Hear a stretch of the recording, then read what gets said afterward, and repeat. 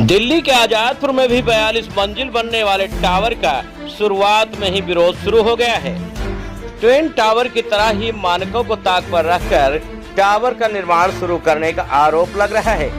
Society की RWA ने कल रविवार और आज सोमवार को भी प्रदर्शन कर जताया है विरोध। इसी सोसाइटी की RWA ने लिया न्यायालय का भी सहारा।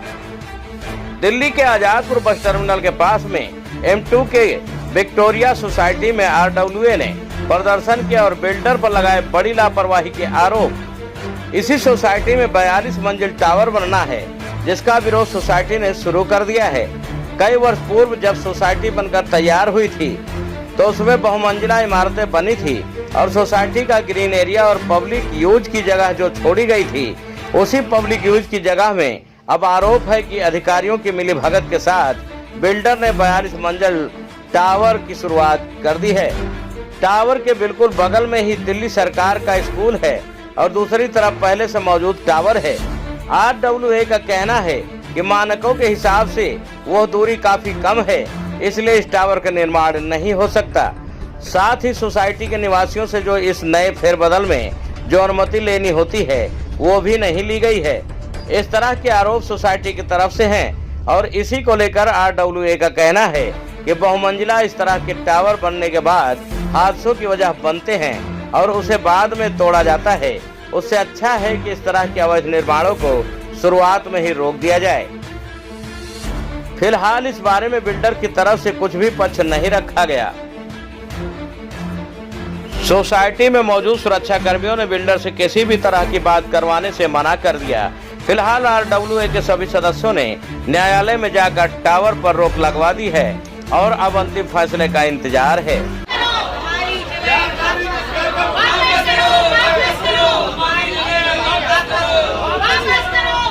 ट्विन टावर गिरा था, उसके सबसे बड़े दो कारण थे।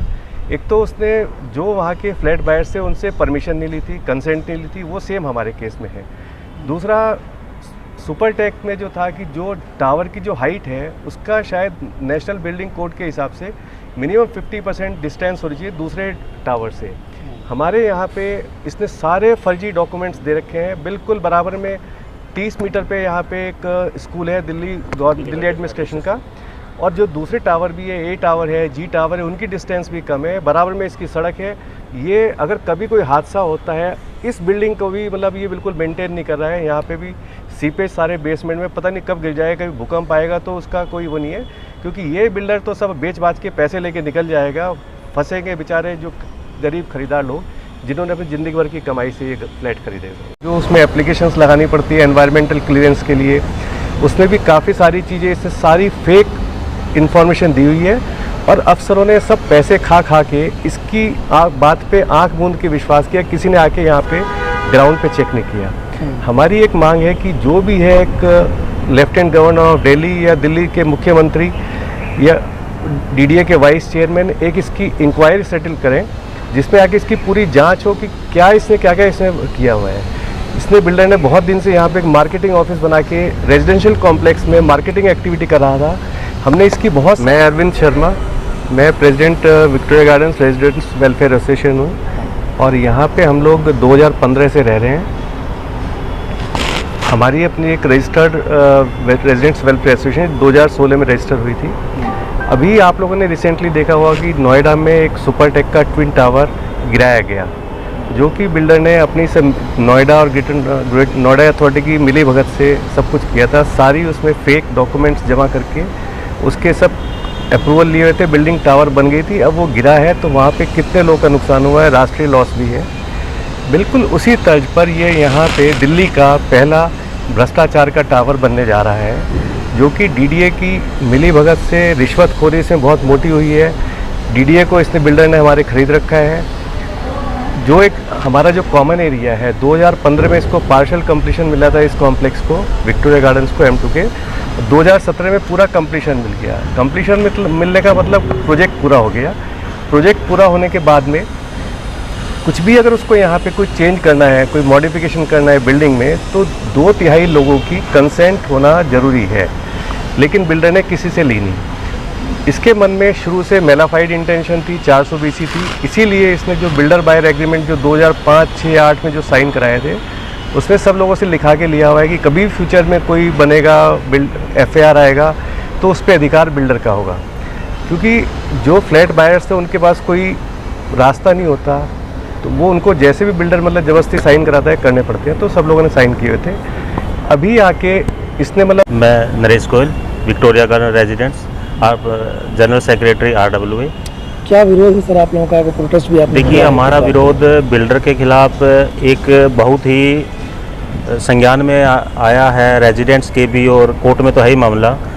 ऐसा है, ये 4.5 एकड़ के प्लॉट पे सोसाइटी 2015 में कंप्लीट हो चुकी थी, और बाकी लैंड थी जो कॉमन एरिया है, आगे के जो लैंड है वो भी कॉमन एरिया है। तो बिल्डर ने क्या किया, कुछ DDA के अफसरों से मिली भगत करके जो आगे जो हमारी जो कॉमन एरिया की लैंड है उस पर वो एक 42 मंजिल का टावर खड़ा करने की कोशिश में है।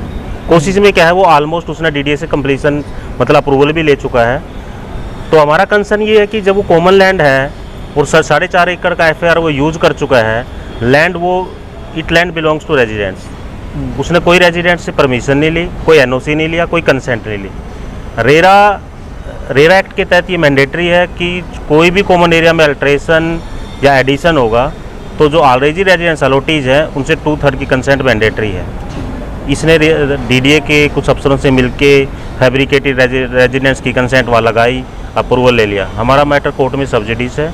अभी 7 सितंबर की एक डेट थी उसमें, तो इसने कोर्ट में सबमिशन दे दिया, अंडरटेकिंग दी है कि मैं आगे अभी कंस्ट्रक्शन स्टार्ट नहीं। इसी का वायलेशन है, नेशनल बिल्डिंग कोड का पूरा वायलेशन है। आज आपने देखा सुपरटेक का गिरने के कारण 2 ही थे, अलॉटीज की कंसेंट नहीं थी और जो दूसरे टावर से जो डिस्टेंस था वो NBC के अकॉर्डिंग नहीं था। ये केस बिल्कुल सेम है सुपरटेक का।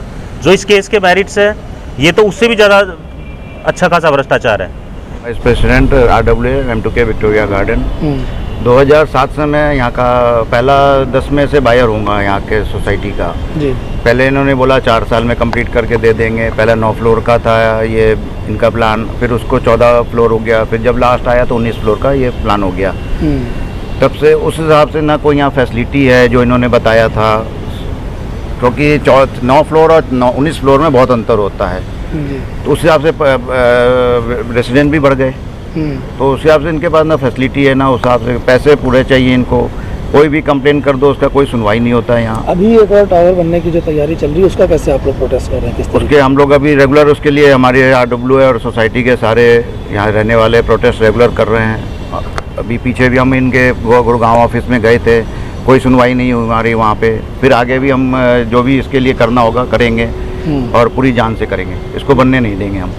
इस टावर को कितने मंजिल बनाना चाह रहा है? ये 47, अभी तो शायद 43-42 है, लेकिन 67 का इन्होंने प्लान है इनका, 63 का प्लान है इनका ऑफिशियली।